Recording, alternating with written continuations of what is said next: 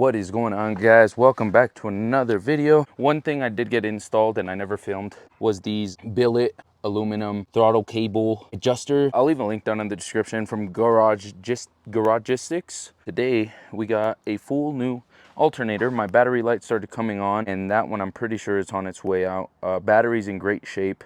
Starter looks fine and checked out fine. So the alternator was my next best option. This is the M42 B18, the 1.8. I don't see very many videos of it ever, of like even general maintenance stuff like this, like the alternator. I've bought in 3 repair manuals since then, just so I can know what I'm talking about and not just be shooting in the dark and really be able to take on projects really easily. So today, first things first, got to remove this air box from here all the way to the duct, just removing this whole component so we can pull out the alternator whenever it's unmounted.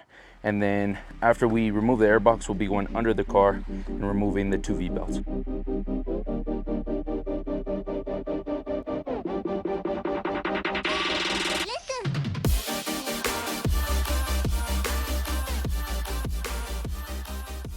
Now, I just wanted to note, normally there'd be a clip in here that holds this part of the ducting into place, and you'd stick your hand in through this grill right here, and you'd be able to push on the clamp that holds it together. But doesn't seem that there is any clamp in the air ducting, so that's fun. There's the full airbox assembly. This kind of just move it off to the side, and the studs are still connected. It's kind of like motor mounts for a airbox. All our pulleys have this like cap, so I'm gonna just take a little pick tool and see if it comes off.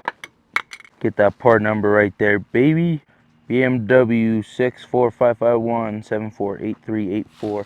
If you guys don't have this, highly recommend. Look how good that pulley looks, dang. And this car has like 200 some thousand miles. Yes, I know there's leaks everywhere else, but that's gonna get taken care of. We got a new steering rack, we got a new reservoir lines, pump, all that. That's for a later date video. We do also have to do the oil filter housing, which I think is very much leaking on this car. But anyway, to continue with our project, so you could see the hex insert bit spot right back there, and that's to torque it down. Now this is the bolt you want to loosen until this becomes like free spinning. Right now obviously it's not, so we got to crack this bolt loose. And again, this is the AC to crank or V-belt. Trying to do this with one hand.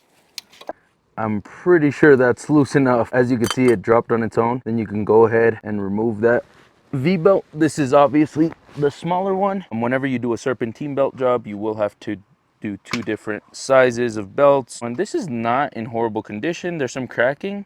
For some manufacturers, that's considered normal, but this one's very, very excessive, as you can see. Now that we got that one disassembled, we can go ahead and move on to this pulley. Pop that cover off. Part number 1128-1727-159. That's for the upper smaller pulley. They are different sizes, so I doubt you could put them in the wrong place, but this is what that bolt looks like. Alrighty guys, and now this one's gonna be much easier if we go from the top. I will find out what size of socket that is, and this on the 4-cylinder, this M42 is gonna go counterclockwise. So you'll put the wrench in there, counterclockwise bend, and then you'll go ahead and that should loosen up the belt. I got the socket on there. I'm gonna put my breaker bar on the end. I did also want to know, I did find that using an extended socket is the way to go. As you can see, it just does that. This is just a hydraulic piston. That's how it's driven. And then really you can just, you know, take everything off. And now that that's done, first thing first, on the alternator, there is a cover on the back that I have to take off. It's a little rubber lip. I'm gonna try to record this for you guys. Right here, you can see my hand, there's this little flap, and then there will be, I believe, 12mm bolts. There's 2 connectors that you have to disconnect. Obviously, whenever you guys do jobs like this, make sure you disconnect the negative terminal on your battery. Highly important. You don't want any shorts to happen or start a fire. Worst comes to worst, read an owner's manual, buy one. It's $45 what they cost online. I'll leave a link down in the description. I don't get paid for it, but really, like, educate yourself and you'd be surprised how much easier jobs become. I'm gonna go ahead and get this disconnected. Hopefully I can film that. We'll get the 2 through bolts removed for the alternator, and that should do. I'm gonna go ahead and remove this roller. Same thing, it has a cover in the front. There's a bolt that holds it into place. Boom. Just like that. You guys need the part number. There it is. The 16mm. The bolt should just come loose. Hopefully you guys heard that big crack over my loud mouth. Take the alternator bolts out, then disconnect it. There she is. That's what the roller looks like. There's this like cap, so be careful, make sure that goes nowhere. Same thing with these other bolts, they're 16 millimeter. Yeah, so these are pretty tight. Now, me personally, I always like to do bottom first and remove that bolt completely, and then I could use the top one to like swivel it or whatever. 16 millimeter for everything, and then that lower tensioner, not that one, but the first V-belt tensioner that we used, that one right there, that one's a 13 millimeter. But yeah, after that, just using my pry tool here. Oh, okay.